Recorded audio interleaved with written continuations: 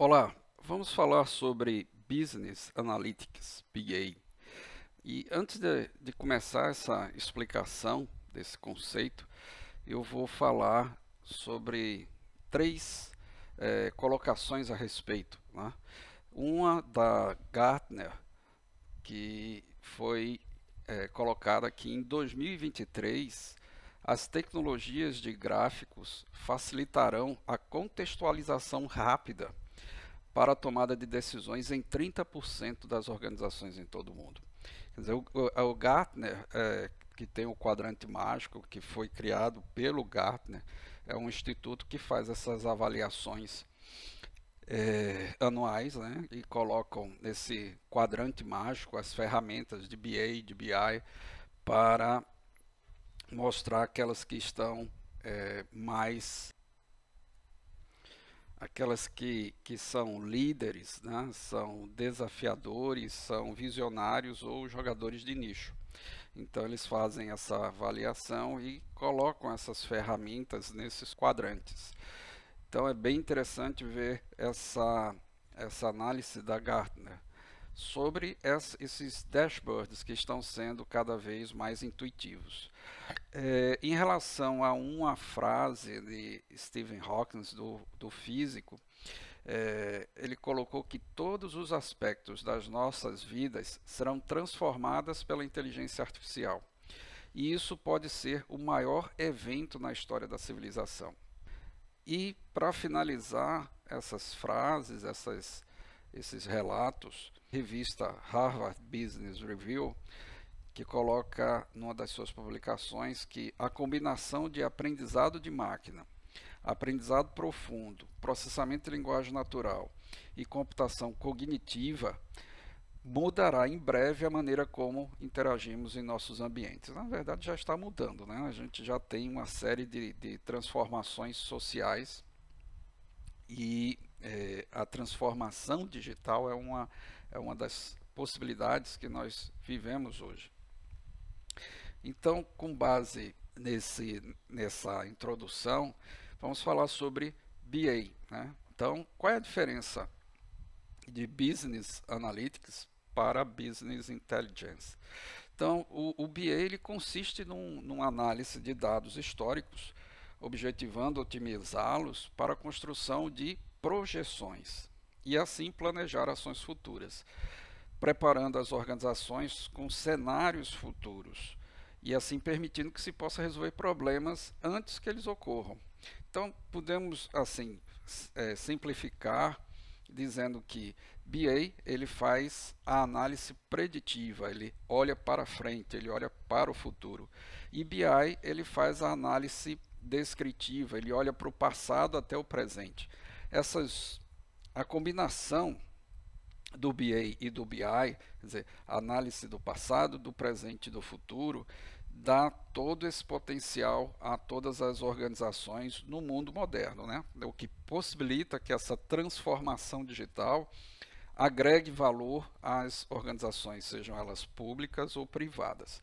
Então, quando colocamos as informações nos dashboards, então tem uma aula anterior falando especificamente sobre BI e mostrando a ferramenta, o Google Data Studio, é uma ferramenta que ele é focado na visualização dos dados, mas a visualização dos dados ele pode ser resultado ou de de um modelo que fez uma regressão ou fez uma descrição dos dados históricos, ou de um modelo que fez uma predição.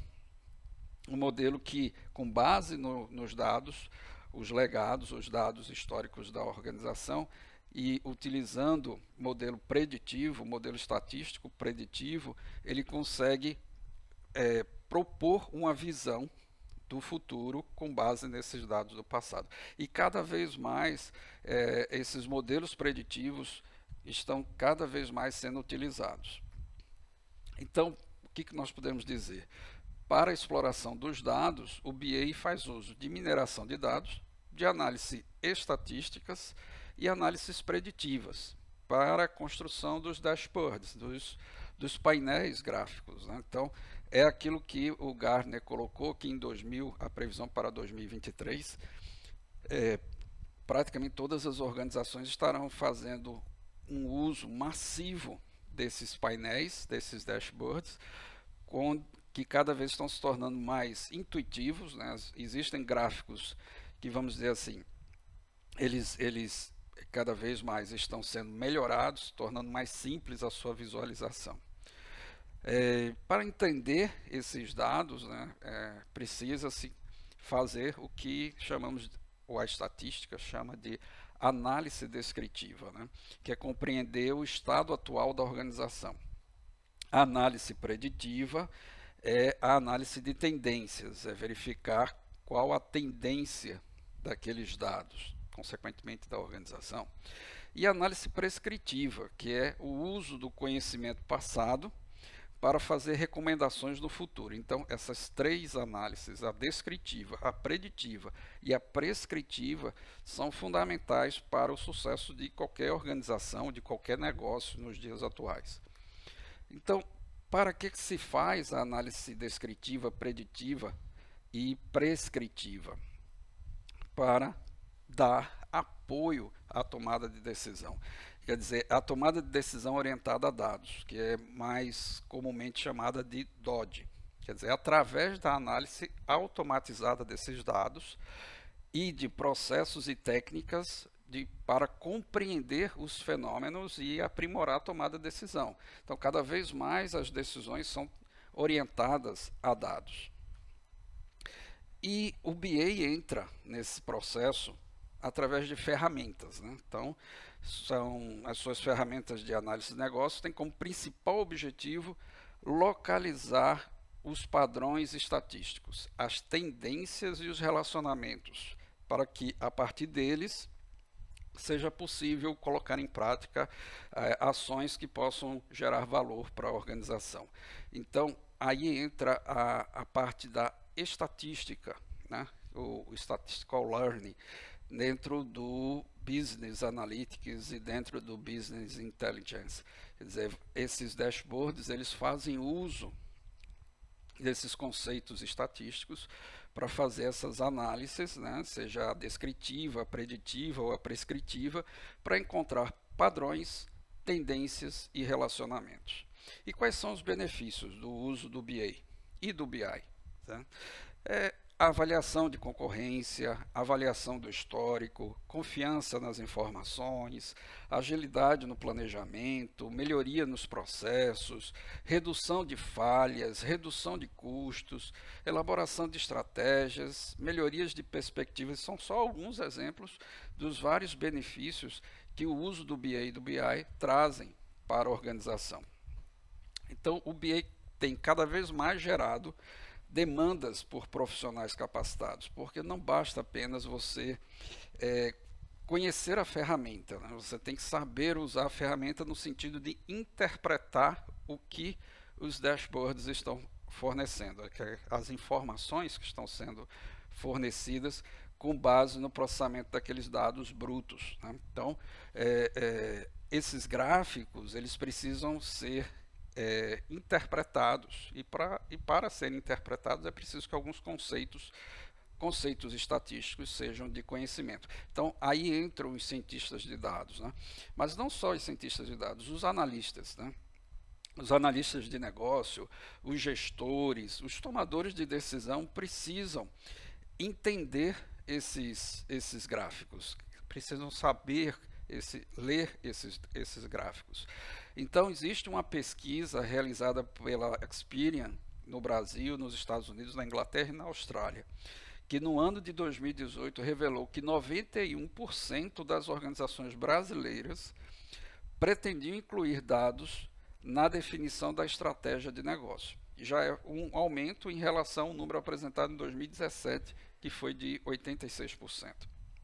Então, essa pesquisa, ela também estimou que o setor de analytics, ele irá gerar cerca de 10 milhões de oportunidades de trabalho em todo o mundo na próxima década.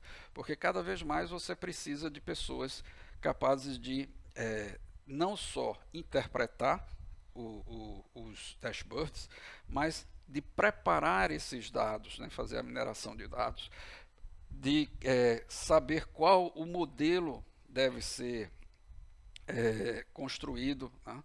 Então qual técnica deve ser, qual algoritmo deve ser aplicado para aquele tipo de modelo, que são os conhecimentos que são desejados de um cientista de dados, né? Mas esse nome cientista de dados é uma forma muito genérica, é um conhecimento que é desejado para todos hoje que fazem uso dos dados para a tomada de decisão. Então, para aplicar qualquer ferramenta, é necessário conhecimento de análise de dados, né? E essa área de análise de dados, ela é direcionada ou guiada pela estatística. Então, entendimento dos conceitos estatísticos é fundamental. A estatística, ela lida com a coleta, a organização, a análise de dados. E o objetivo é descrever esses dados e de duas formas, né? Ou fazer uma análise descritiva ou uma análise inferencial. Qual é a diferença? É que na estatística descritiva, ele foca em sintetizar, sumarizar os dados, para que se tenha uma visão da variação dos valores. E aí ele faz ele exibe essa informação dessa variação, ou através de tabelas, ou através de gráficos, ou através de medidas. Já na estatística inferencial, ela é focada em gerar conclusões gerais, né? Ele obtém através de uma população e de uma amostra. E quando se usa uma população ou uma amostra, porque você não consegue analisar o conjunto de dados completo, porque ele pode ser muito grande. E veja que hoje nós estamos falando em Big Data, né? Um grande volume de dados, então o uso de população e de partes dessa população, que são as amostras, ela se torna indispensável para o conhecimento. Então ela pode ser de forma estimada, com a estimativa, ou decisória. Se for uma estatística inferencial de estimativas, ele faz uso de amostras, para que o resultado possa ser generalizado para toda a população. Isso tem que ser bem feito, porque se alguma dessas amostras não for representativa do todo, você pode estar enviesando aprendizado, né? E a decisória? A decisória, ela usa técnicas para fornecer um grau de certeza maior.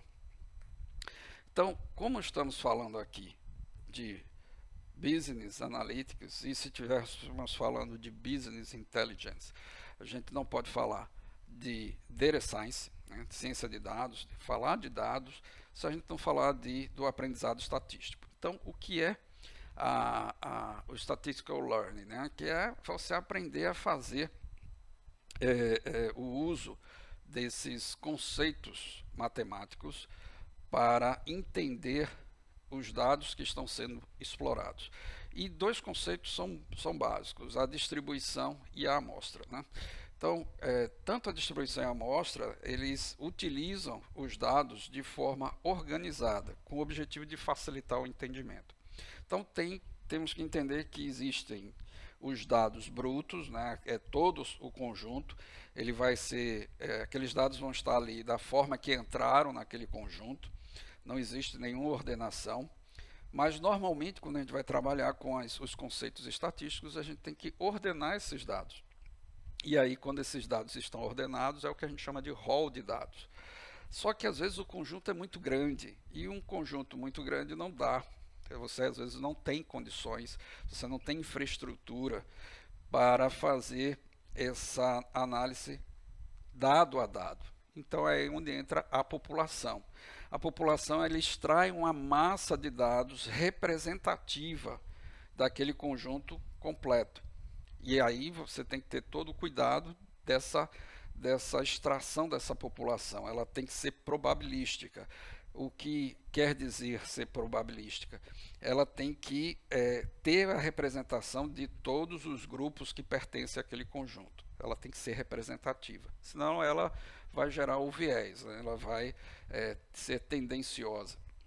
E vai, com certeza, fornecer informações que não são verdadeiras. Então, a população, ela é uma extração de parte do todo, do seu conjunto. E essa população, às vezes, ela precisa ser segmentada para ser feitos os treinamentos, a aprendizagem. E aí entra a amostra. A amostra são partes da população, porque mesmo você extraindo uma parte do todo, conjunto de dados brutos, e você extraindo uma população, às vezes você tem que segmentar essa população para você poder melhor entender aqueles dados, aprender o que os dados, ou então conseguir ler aquelas informações que os dados estão querendo lhe fornecer.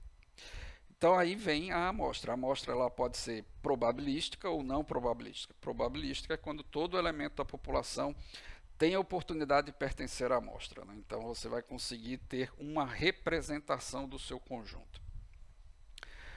E para que você faz você utiliza esse conjunto de dados? Para fazer uma análise exploratória dos dados. Como o nome está dizendo, ela é exploratória. Então, ela tem regras, mas não são regras rígidas. Você está explorando aqueles dados para obter insights, né? Então, ela é realizada utilizando algumas etapas. São 3 etapas. Você vai visualizar, vai transformar e vai modelar esses dados. E vai ter que repetir isso quantas vezes forem necessários. Para obter os insights que são buscados nesse processo de exploração, né? O conhecimento desses dados. E existem métodos para fazer isso. Um método muito utilizado é o CRISP-DM. Então, no vídeo sobre BI, eu falo sobre CRISP-DM, que é você entender o que são os dados em relação ao negócio. É preciso que você entenda o negócio, para que você entenda aqueles dados. Depois você vai conhecer esses dados, né? Então, primeiro você conhece o negócio, depois você conhece os dados. A terceira etapa do CRISP-DM é que você vai fazer o que a gente pode chamar de transformação dos dados. Você vai fazer a limpeza desses dados, vai deixar que sejam dados com valores que não possam enviesar o processo. A quarta etapa, você vai treinar ou vai fazer com que nesse processo de mineração você escolha o melhor modelo para aquele projeto que você quer utilizar, o problema que você quer resolver. Então existem vários modelos, vários algoritmos que resolvem vários tipos de problemas, né? E você depois vai avaliar, vai testar e verificar se aquele processo chegou aonde você desejava. Se não chegou, você vai repetir o processo. E vai repetir tantas vezes quanto forem necessárias até que você tenha um modelo que ele consiga ser representativo para o seu objetivo. Então, para fazer essa análise exploratória, um dos conceitos é você entender os tipos de dados. Basicamente, existem 2 tipos de dados. Os categóricos, a gente pode chamar de textuais, nominais, e os numéricos. Quando a gente fala de dados categóricos, eles estão fazendo uma representação de qualidade, né? Por exemplo, cor, marca, sexo. Então, são atributos de qualidade que você está dando para aquele dado nominal. Aquele dado textual. Só que aquele dado textual ele ainda pode ser de 3 tipos, né? Então, esse dado categórico ele pode ser ou nominal, ou binário, ou ordinal. Se é nominal, ele é uma categoria que não expressa uma ordem intrínseca. E o que é isso? Por exemplo, se a gente fala de cores azul, amarelo e vermelho, são dados nominais, eles têm um significado, têm uma semântica, mas não tem uma ordem, né? Não existe uma classificação nesse conjunto de dados. Existe o categórico binário, que o nome já está dizendo, ele só tem 2 estados, ou é verdadeiro, é falso, ou é 0 e 1, ou é sim, não. E existem os categóricos ordinais. Os categóricos ordinais são os nominais que têm uma ordem, ele tem uma classificação natural. Por exemplo, quando você fala de pequeno, médio, grande, primeiro, segundo, terceiro. Então você está expressando aí uma ordem nessa categoria. Então esses são os ordinais. E existem os dados numéricos que são também ou podem ser de dois tipos. Então você tem os discretos e os contínuos. Os discretos, eles não admitem valores intermediários dentro dos valores expressos ali, os valores inteiros. Então eles expressam uma contagem, né, que pode ser o número de objetos, número de pessoas, número de locais, mas você não pode ter um valor intermediário entre eles. Já os contínuos, eles expressam uma contagem que admite um valor intermediário. Então, por exemplo, quando você fala de temperaturas, de pesos, de alturas, por exemplo, 1,50 m, 1,60 m, e entre 1,50 e 60 você pode ter 1,53 m. Então, esses são contínuos. Então, é importante saber que existem esses tipos de dados. Para que existe essa necessidade de entender os tipos de dados? Para que nós possamos também entender a localização desses dados.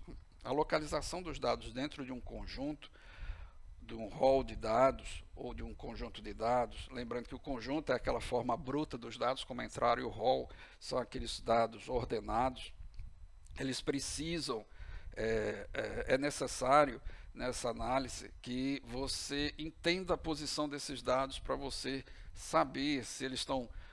É um conjunto onde os dados estão muito centrados ali, eles têm uma tendência central, eles estão muito próximos ao valor da média ou da mediana, ou eles estão muito dispersos da média ou da mediana. Quer dizer, essas informações que a gente consegue ter da localização dos dados nos ajudam a fazer muitas interpretações. Por exemplo, você descobrir os outliers, né, que são os pontos que são fora do padrão. Então, a análise de dados é importante saber onde a maioria desses dados se localizam, naquela amostra. Tá? Então, para isso, são feitas utilização de métricas, né? E essas medidas, a forma de medir, ela pode ser ou uma medida de tendência central ou uma medida de dispersão. Então vamos falar das medidas primeiro de tendência central. São aquelas que estão olhando se os dados estão mais próximos do centro, lembrando que aí você precisa ter os dados ordenados, você não pode ter esses dados na forma bruta. Então você vai estar trabalhando com um rol de dados. Então as medidas de tendência central podem ser a média, a mediana, os quartis. E as medidas de dispersão podem ser a amplitude, desvio padrão, variância ou moda. Então, se eu falo de média, então a gente já sabe que é a média aritmética. Existem várias médias, média ponderada, média harmônica, mas aí é específica a média aritmética. Você vai estar somando os valores e dividindo pela quantidade dos valores somados. Então, essa média ela é interessante, por exemplo, para você identificar os outliers. A mediana já é a posição central. Lembre-se que os dados têm que estar todos ordenados, tem que ser o rol de dados. Então ela é o valor que está praticamente no meio do dado. E os quartis é uma informação muito interessante, porque ela vai mostrar as 4 partes desse conjunto de dados. Então, se nós olharmos a média, veja que nesse exemplo, a gente tem esse conjunto de dados aí, esse conjunto 8, 4, 3, veja que são dados brutos, não estão ordenados. Se a gente for olhar a média aritmética desses dados, 8, 4, 3, 5, 1, 2, 6 e 7, é 4,5. Então, é interessante observar, porque ele é um bom detector de outliers, que se nós olharmos, por exemplo, no exemplo aqui de altura, a gente está vendo que tem um elemento que é 1,5, 1,73, 1,52, 1,55, 1,51 e tem 2,70. Quer dizer, existe um indivíduo nesse conjunto de dados que ele está fora do padrão. A altura dele é 2,70. Então, ele é um outlier nesse conjunto de dados de altura. Então, por que é interessante a média? Porque a média, se eu tirar aqui o outlier desse conjunto, veja que eu vou ficar com a média próxima a 1,5. 50, né? Então ela vai expressar ali os valores que estão próximos à grande quantidade. Então por isso que é interessante a média para a gente identificar esses outliers. A mediana ela já vai informar ali o meio do conjunto de dados. Então você tendo um rol de dados, você vai pegar esse valor. Então nesse conjunto que a gente tem aqui de 2 a 20, a quinta posição, ela, que veja aqui, são quantos elementos? 1, 2, 3, 4, 5, 6, 7, 8, 9. Então aqui nós temos o meio, essa posição aqui é a mediana. Então 10 é a sua mediana desse conjunto de dados.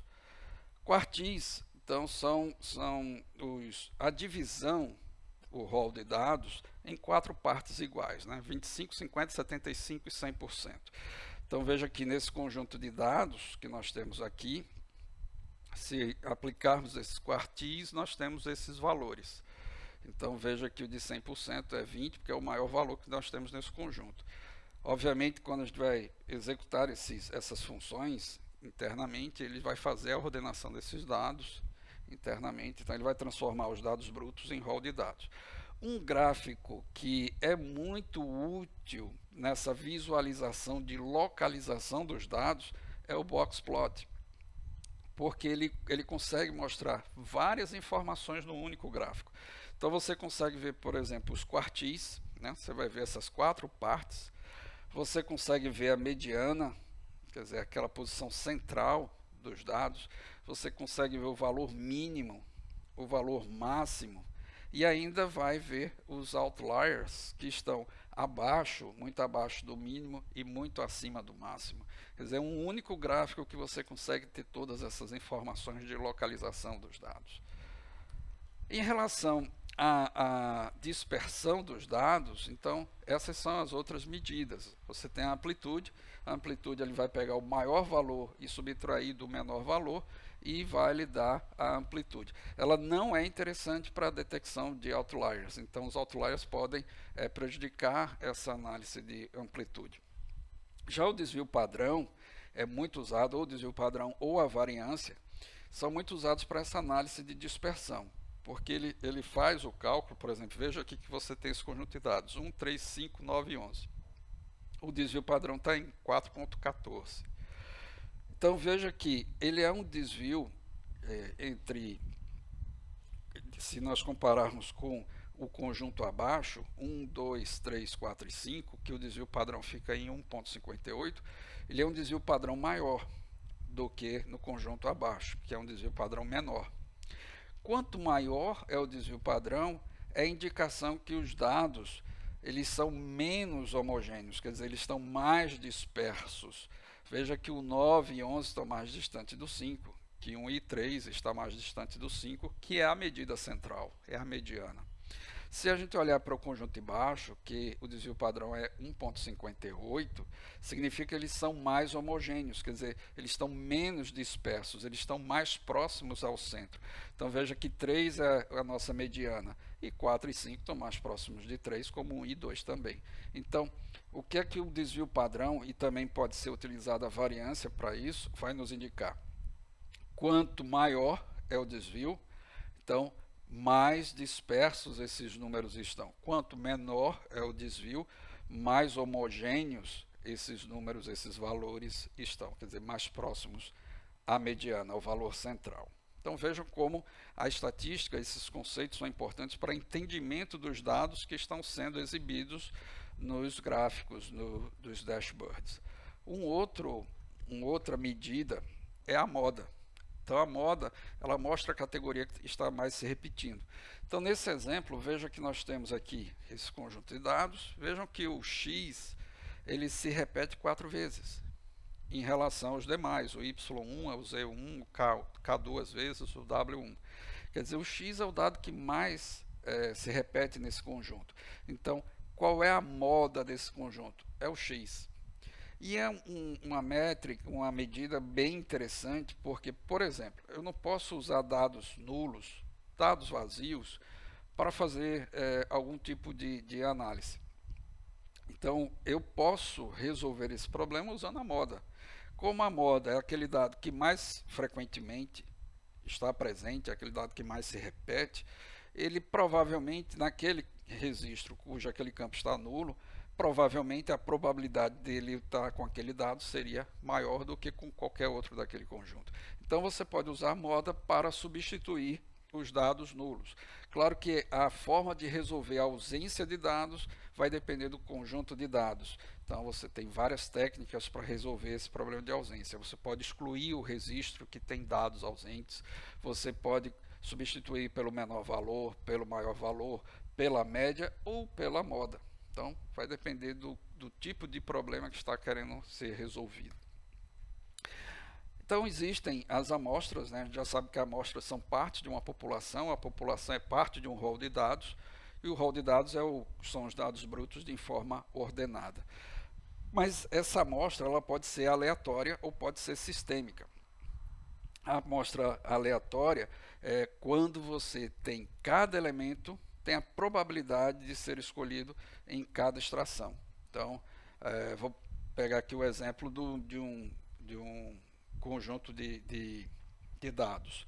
Toda vez que você joga o dado, você vai ter aquele valor de 0 a 6 que vai sair, mas quando você for jogar de novo, você pegou o mesmo conjunto de dados e jogou novamente. Então, é diferente, por exemplo, de uma amostra sistêmica, onde a seleção dos elementos estão intervalados regularmente por valores que seguem uma lista ordenada. Por exemplo, pegue um baralho de cartas, onde cada vez que você tira uma carta, você, quando vai tirar a próxima, aquela que você tirou não está mais no baralho. Então, você diminui a probabilidade de você estar sempre tendo cada elemento podendo ser extraído dentro daquele conjunto. Então, existem essas duas formas, a amostra aleatória simples ou a amostra sistêmica. O detalhe do cuidado que se deve ter ao se extrair a amostra é não criar o viés. O viés são dados não representativos, né? Então lembre-se que a amostra ela deve ser representativa daquele conjunto de dados que você está extraindo uma parte. Caso contrário, você pode estar fornecendo informações que não vão retratar a realidade do conjunto como um todo. Porque quando a gente faz essa análise, quando a gente não pode fazer a análise do conjunto completo, a gente tem que estar com a preocupação de ter um subconjunto que represente o conjunto completo, né? Então, senão, aquela generalização que está sendo feita, ela não vai ser real ou ela não vai ser adequada. E aí entra o conceito de modelos. O que são modelos? São representações simplificadas da realidade. Então você vai criar um modelo que vai tentar generalizar aquele conjunto completo. Então existem os modelos estatísticos preditivos, né? A gente já viu que a análise ela pode ser descritiva, preditiva ou prescritiva, né? Então você pode estar analisando os dados do passado, você pode estar fazendo uma projeção, você pode estar tentando entender um comportamento do passado para resolver um problema do presente. Então, esses modelos, se a gente focar no modelo preditivo, é onde entra aí fortemente o Business Analytics, né, o BA, ele tem um objetivo de estimar um valor desconhecido, um alvo, um objeto ou um target. Quer dizer, você tem um conjunto de dados e você sabe, você conhece a saída, né?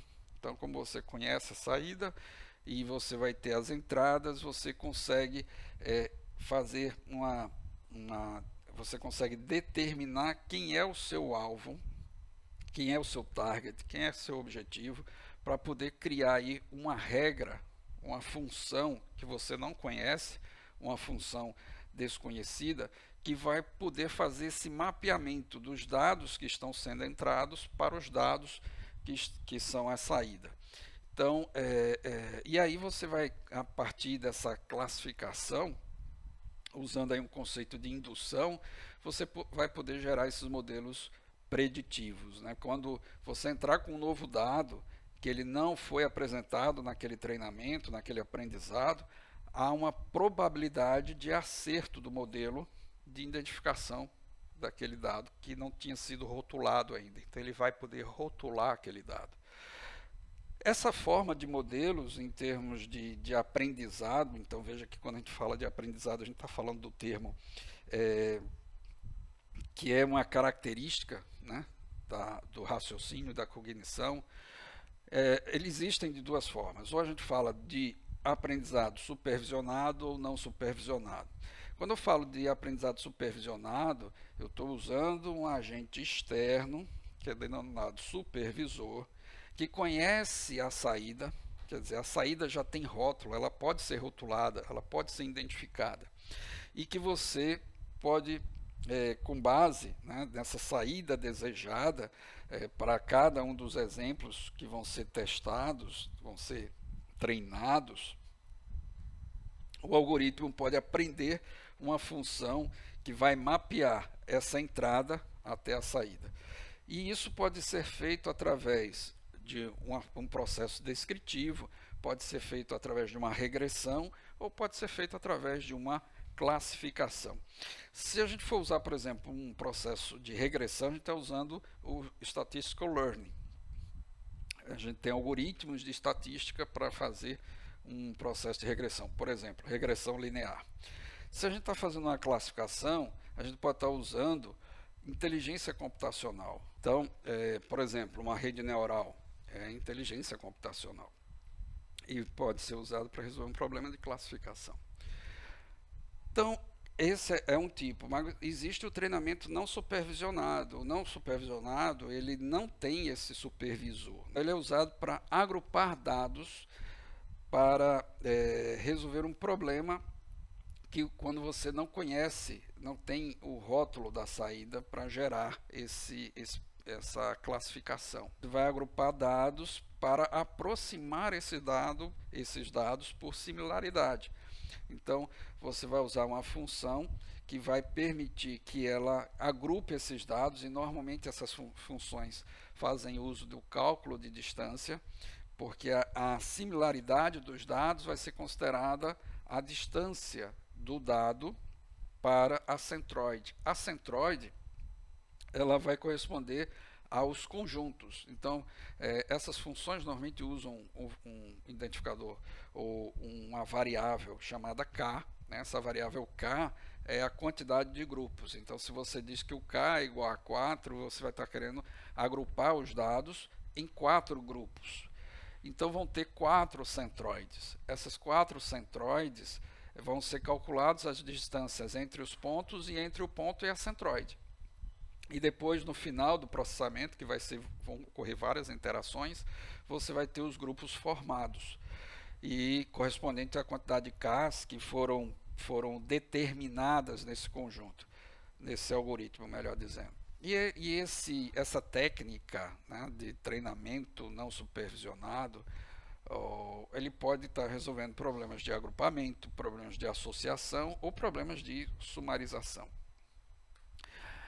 Como eu disse, esse de treinamento não supervisionado, normalmente se faz o cálculo das distâncias, né?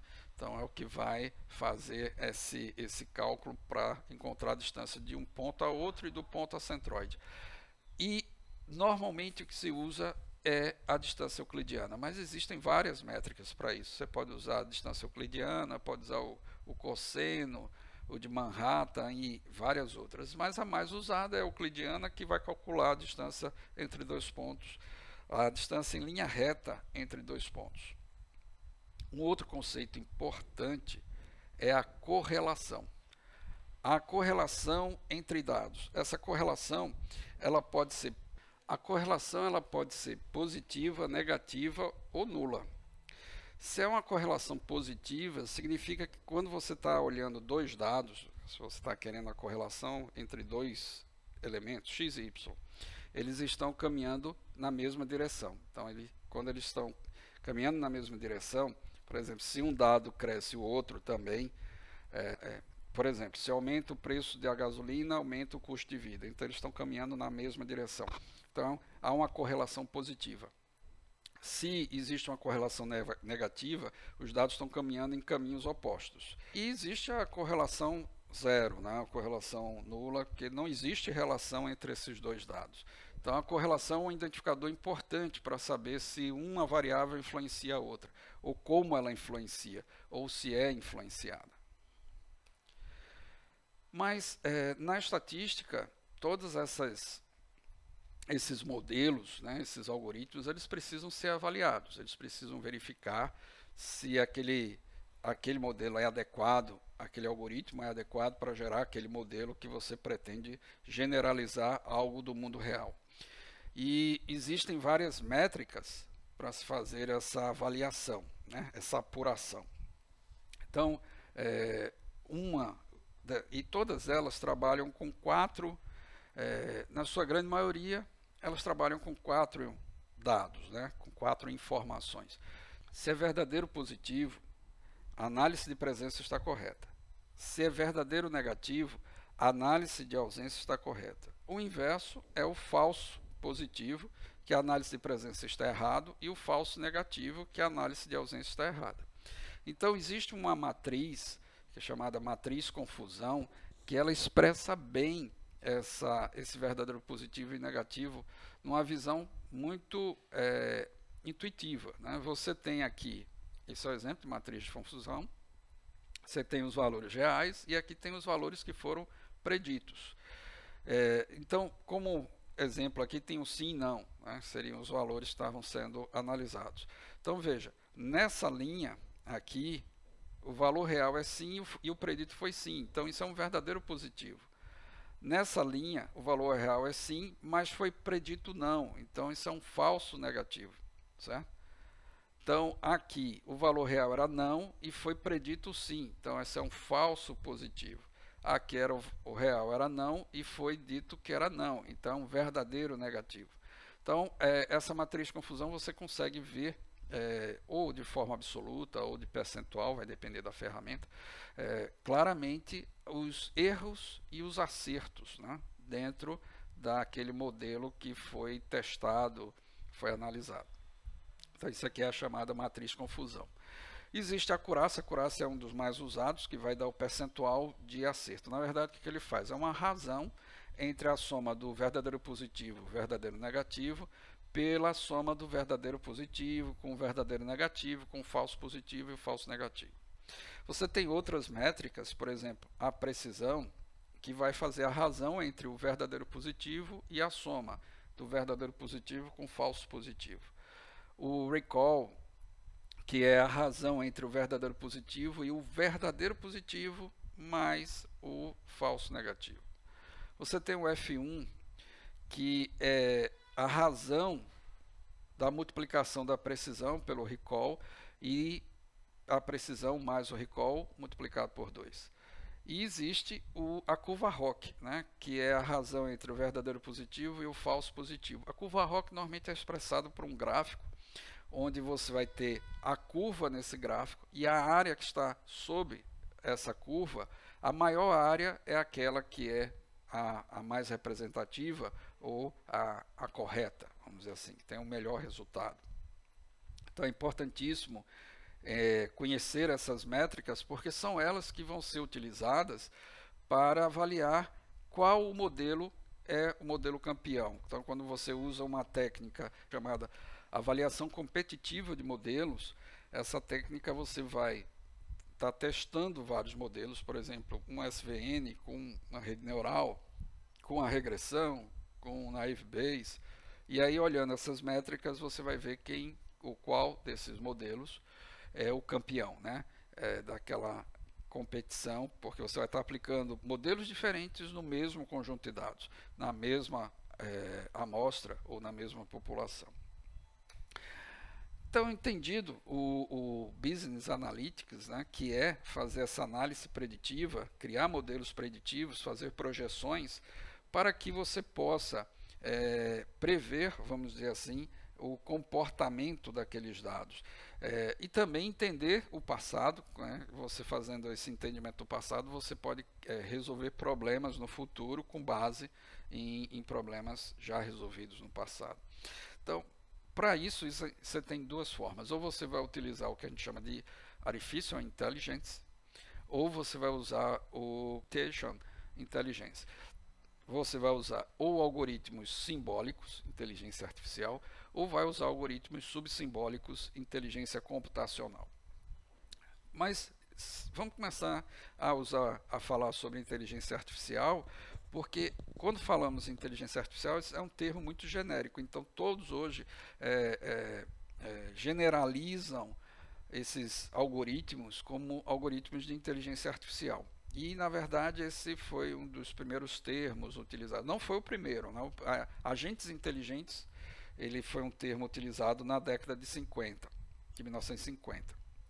E depois aqui veio inteligência artificial, com o estudo dos modelos simbólicos, né, dos algoritmos simbólicos, tipo uma árvore de decisão, sistemas especialistas, lógica fuzzy, e posteriormente aí veio os algoritmos de inteligência computacional, como redes neurais, SVM e assim por diante. Mas inteligência artificial em si, usando esse termo como um termo generalista, né, ele vem seu estudo surgindo desde a década de 50.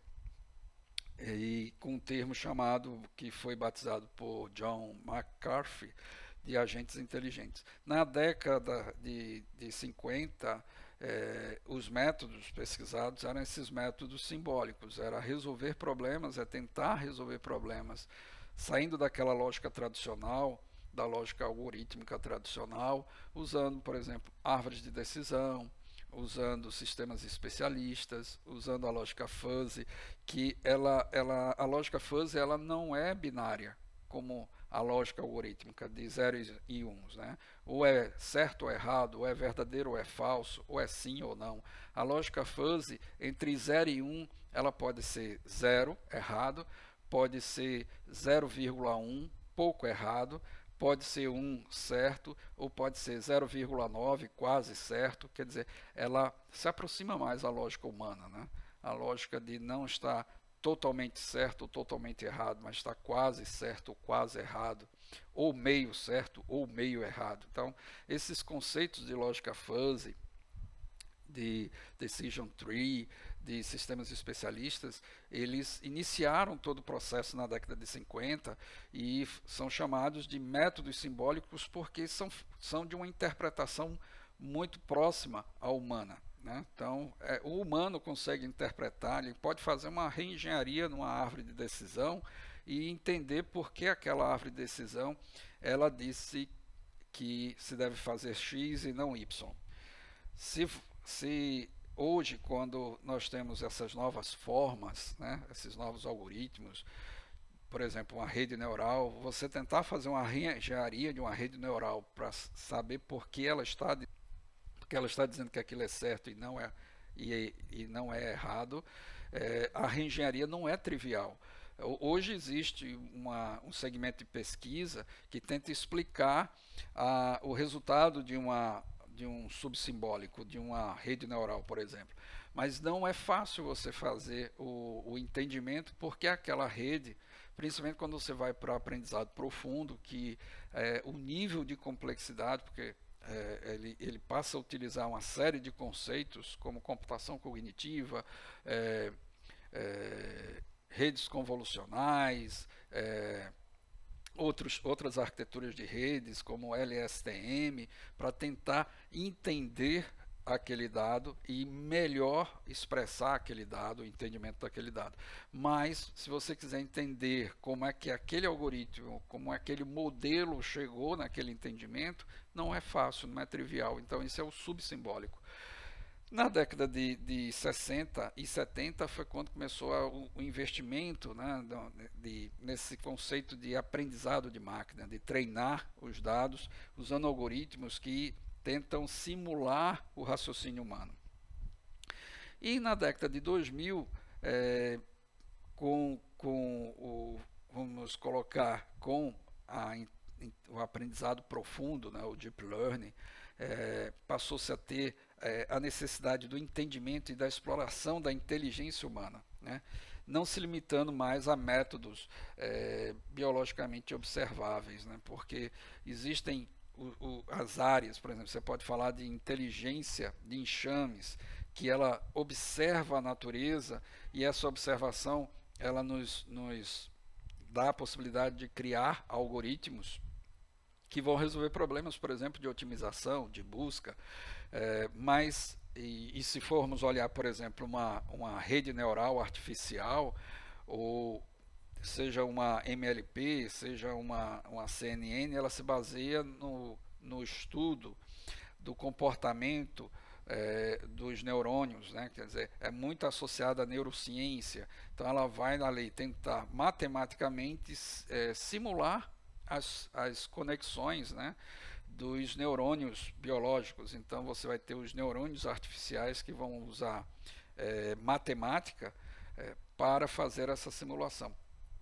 Mas hoje o que se busca não é mais fazer métodos simplesmente fazendo essa observação biológica. Então, hoje a busca é nesse entendimento, nessa exploração da inteligência humana, que não se limita mais a esses princípios. Então, inteligência artificial, existem várias definições de inteligência artificial, mas eu vou usar essa daqui que eu achei bem interessante, e as fontes de todo esse material vão estar na descrição desse vídeo, né, para quem quiser se aprofundar nesse entendimento, as fontes vão estar disponíveis lá. Então, essa definição eu achei muito interessante, porque veja, o que ela diz, ela utiliza, inteligência artificial utiliza nos dados ligados a técnicas analíticas para serem capazes de compreender os dados e incorporá-los em tempo real a modelos, não se baseando somente em modelos de dados históricos, mas em modelos de dados preditivos, buscando encontrar relacionamento entre esses dados. Assim, a inteligência artificial passa a conhecer a situação e o contexto para aprimorar descobertas de dependências entre fluxos de atividades, formando o aprendizado de máquina, que busca entregar análises mais precisas. Quer dizer, quando a gente fala de inteligência artificial hoje, nesse conceito aqui, nessa definição, você está juntando todas essas técnicas simbólicas e subsimbólicas para você fazer com que essas análises sejam não só descritivas, mas muito mais preditivas, para que aquela informação que vai ser disponibilizada nos dashboards eles sejam mais confiáveis, sejam mais precisos, mais próximos à realidade. Então, eu achei bem interessante essa definição de inteligência artificial. E hoje a inteligência artificial está sendo muito utilizada nos serviços inteligentes, né? Então, o que são esses serviços inteligentes? São serviços baseados em IA, que eles oferecem, né, vários benefícios, mas eles dependem de algumas características. Quais são essas características? Grande quantidade de dados. Então, nós, na verdade, conseguimos ter todo esse potencial no BA e no BI por conta do Big Data, desse grande conjunto de dados. A segunda característica é a interação natural. Veja que cada vez mais, usando a linguagem de processamento natural, nós estamos não mais entrando com dados estruturados, mas com dados não estruturados, com voz, né, com imagem, que a gente pode dizer com vídeo, com áudio, com imagens, e de forma não estruturada. Então, são dados não estruturados. Então, essa interação cada vez fica mais natural, essa interação homem-máquina cada vez mais natural. A personalização dos serviços digitais, cada vez fica mais fácil você interagir com esses serviços de acordo com as suas características, com as suas prioridades, com os seus perfis de usuário. E a troca de valor, quer dizer, na verdade, aquela IA, usando esse contexto IA de ser mais genérico, ela está ali ofertando aquilo que lhe gera valor, que agrega valor. Então não é mais um spam, não é uma informação que chegou que vai para a sua lixeira, é uma informação que lhe interessa. Então ela aprende o seu perfil e, com base na sua característica, ela vai lhe entregar aquilo que agrega valor. E isso com aprendizado contínuo. Então, essa palavra aprendizado é importantíssimo, porque o aprendizado é o principal componente da inteligência, né? Então, A gente pode colocar aqui que as características que esse aprendizado ele pode acontecer. Esse aprendizado ele pode ser por implantação direta do conhecimento, incluindo novas regras na base de conhecimento. Pode ser por indução, né, por meio de exemplos ou de observações ou descobertas. Quando a gente fala, por exemplo, de uma rede neural, ali é um processo indutivo. Ou por analogia, a partir de um modelo já construído e resultados de experiências anteriores. Então, com o que ele aprendeu no passado, ele consegue resolver problemas no futuro. Ou por casos, né, analisando casos similares. Ou por construção de árvores de identificação, ou por redes neurais que podem ser usadas para um aprendizado supervisionado, é o conceito do backpropagation, ou não supervisionado, é o conceito do mapa de Cohn. Então, a característica hoje, quando a gente fala de inteligência artificial, é a questão do aprendizado. Tanto que, assim, quando a gente sai desse conceito simbólico e vai para o subsimbólico, então a gente deixa de estar falando de inteligência artificial e a gente passa a falar de inteligência computacional. Mas inteligência artificial e inteligência computacional, eles agregam esse conjunto de sistemas especialistas, sistemas baseados em regras, lógica fuzzy, raciocínio baseado em casos, agentes inteligentes e aprendizado de máquina, ou machine learning como é mais conhecido. Então, o computational intelligence, o aprendizado de máquina, consiste na construção de modelos para extração de conhecimento dos dados baseados normalmente na técnica de avaliação competitiva de modelos. Então, aí ela pode ser uma análise preditiva, né, que tem o objetivo de encontrar um algoritmo que possa prever ou estimar um resultado desconhecido, ou pode ser uma análise descritiva, que tem o objetivo de explorar ou descrever um conjunto de dados. Então, quando a gente fala de aprendizado de máquina, esse aprendizado de máquina ele pode ser por classificação, pode ser por regressão, pode ser por agrupamento, né? Então, ele resolve essas classes de problema.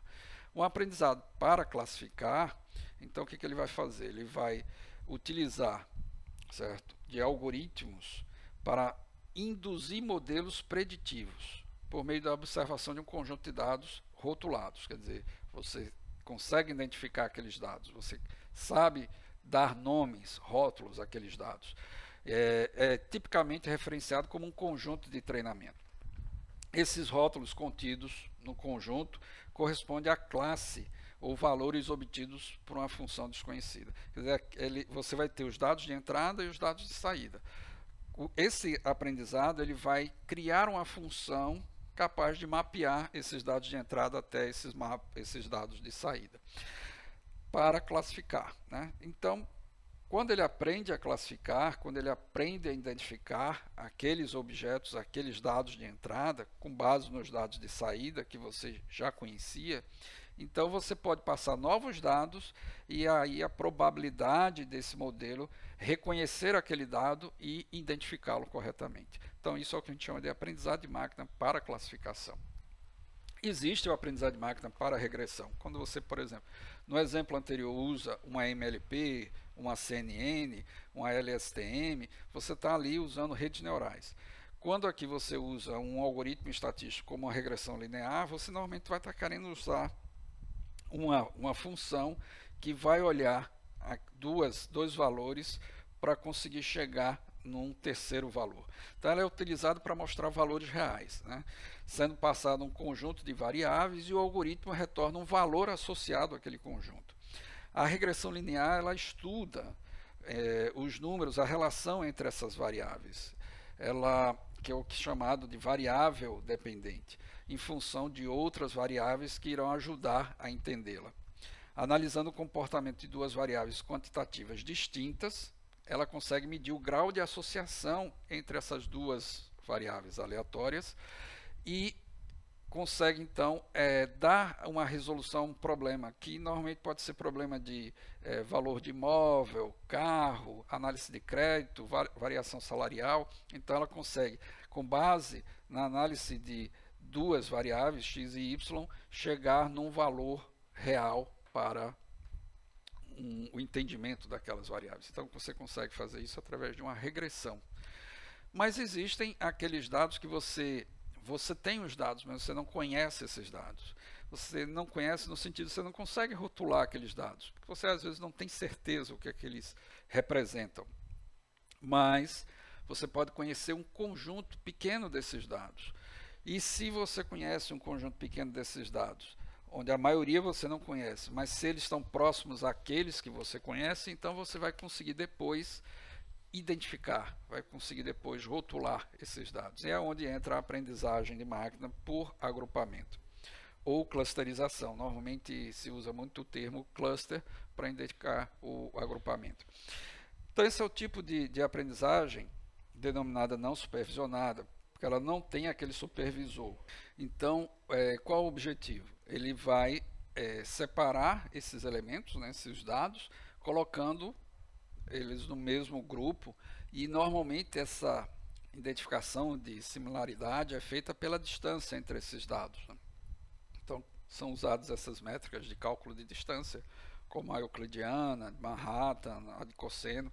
Então ele vai identificar a distância entre dois pontos e a centroide, né, que é aquele valor que vai determinar o centro dos grupos, e aqueles que estão mais próximos vão ficar agrupados, são provavelmente que são mais semelhantes. E os que são mais distantes, mas estão mais próximos a uma outra centroide, são os mais similares àquele outro grupo e mais diferentes desse outro. Então, no final desse processo, com as N interações que vão ser realizadas, ele vai conseguir mostrar isso graficamente, mostrando os grupos que foram formados. Ou você pode usar, por exemplo, até uma rede neural. Existe uma rede neural que expressa essa informação, que é o chamado mapa-som. Mas normalmente você usa o K-means, que é o algoritmo que vai criar esses grupos, né, para representar essas semelhanças dos dados, né? E depois você vai abrir aqueles dados, né, vai olhar aqueles dados, vai analisar aqueles dados, e alguns você pode conhecer, provavelmente irá conhecer se você é o especialista do negócio.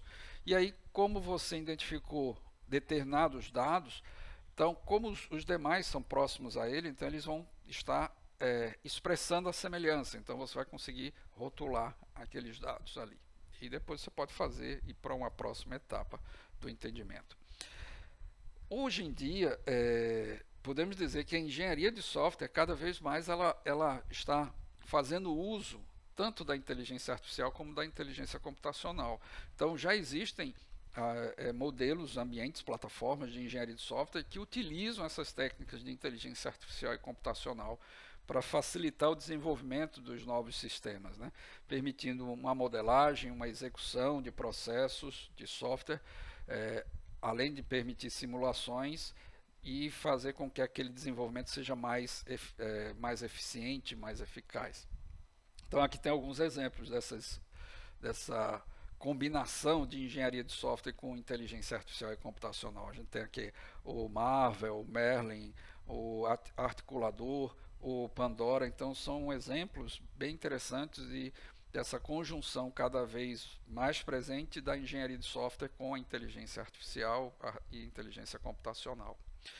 Então, mas se a gente olhar o Business Analytics, o Business Intelligence, o Artificial Intelligence, o Computational Intelligence, tudo isso, né, o Statistical Learning, tudo isso é um conjunto do Data Science, né? Então, o que seria a ciência de dados, né?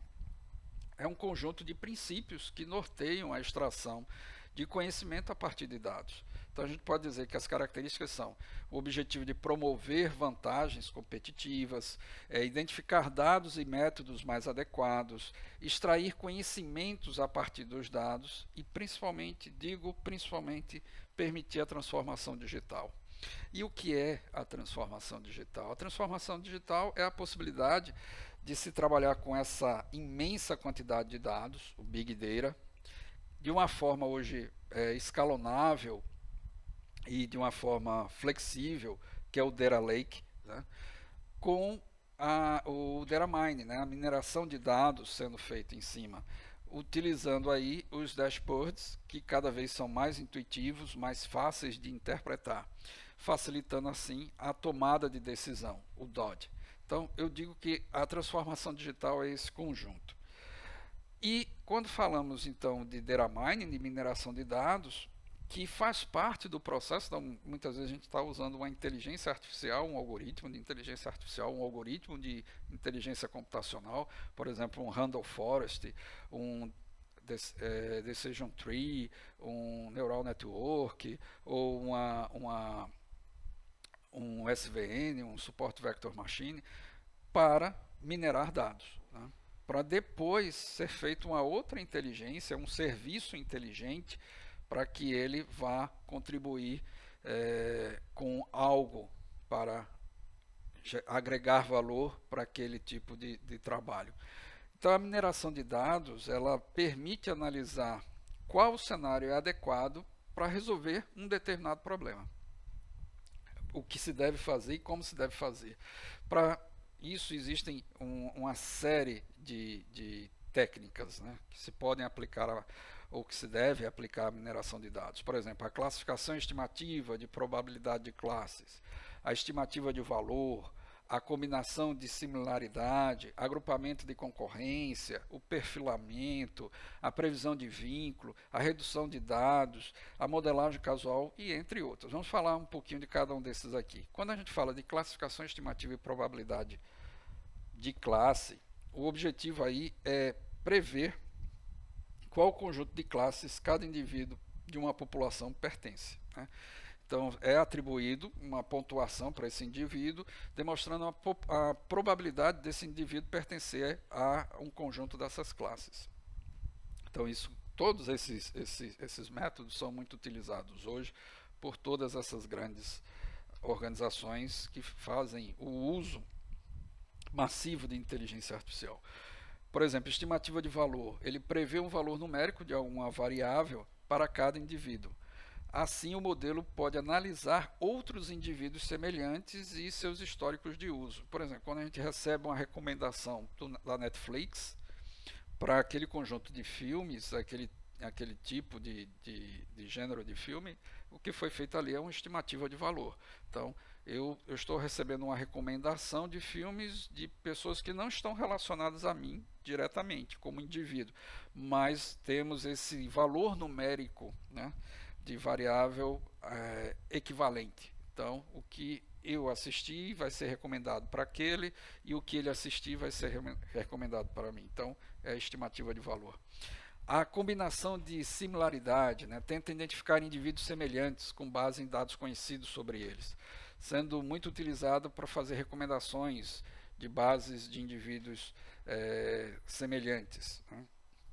Então, os sistemas de recomendação fazem muito uso desse tipo de método, né?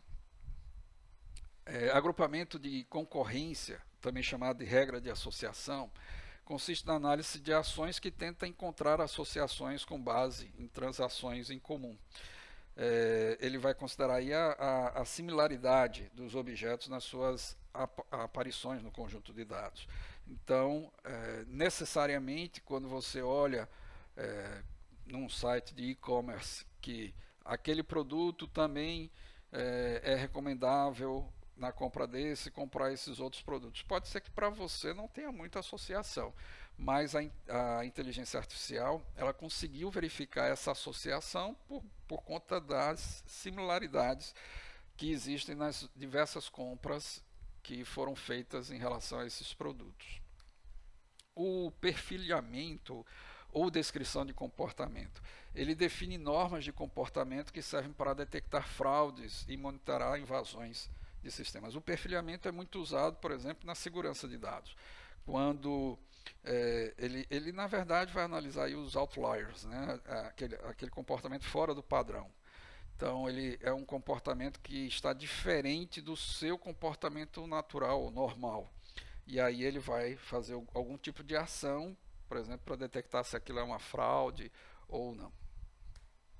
Previsão de vínculo, né? Ele vai fazer a previsão de ligações entre itens de dados e também estima a força desses vínculos para recomendações e estimar a força de vínculo. Tá? Ele vai tentar verificar se esses vínculos são fortes realmente. Redução de dados, ele vai substituir um grande conjunto de dados para um conjunto menor. Né? Então, por exemplo, o Principal Component Analysis, ou PCA, é um algoritmo de redução de dados. Às vezes você tem um volume muito grande de dados, que às vezes você não tem infraestrutura para comportar aquela análise, ou mesmo você poderia, mesmo tendo uma infraestrutura, tornar aquela análise mais rápida. Então, se você consegue reduzir as dimensões e essa dimensão reduzida, mesmo assim, ela representa o todo, então você consegue fazer aquilo de uma forma mais rápida. Então, isso é a redução de dados. Modelagem casual, né? É compreender quais comportamentos ou ações realmente foram responsáveis para influenciar o indivíduo. Porque, às vezes, você tem a recomendação e o indivíduo atendeu aquela recomendação, mas será que se ele não recebesse aquela recomendação, mesmo assim ele faria aquela ação? Então aí é onde vem a modelagem casual. Ele vai tentar identificar se realmente as recomendações estão sendo boas, estão sendo efetivas. Então são só alguns exemplos, né, de vários métodos que podem ser utilizados no Data Mining. Lembrando que isso só é possível porque nós temos hoje o Big Data, né, que engloba habilidades, sistemas, tecnologias avançadas, e a gente pode falar aí do Hadoop, do HBase, do MongoDB, que é um banco de dados não estruturados, ou NoSQL, que permite esse trabalho, essa manipulação de dados não estruturados em grandes volumes. Né? Então, o Big Data em si é o que a gente pode dizer os 5 vezes, né? Volume, veracidade, valor, velocidade. Então, esse grande conjunto de dados que está disponível para análise. E hoje, durante muito tempo se utilizou os data warehouses para fazer essa consolidação de dados, mas cada vez mais os data lakes estão se tornando a tecnologia que permite que esse grande volume de dados seja trabalhado pelas organizações, porque ele tem menor custo e permite maior escalabilidade. Né? Ele é mais adaptável aos dados não estruturados, que cada vez mais são os dados que estão sendo disponibilizados nessa nossa pegada digital. Então, isso é o material que eu espero que seja útil. E na descrição do vídeo vocês vão encontrar todas as fontes utilizadas para compor esse material.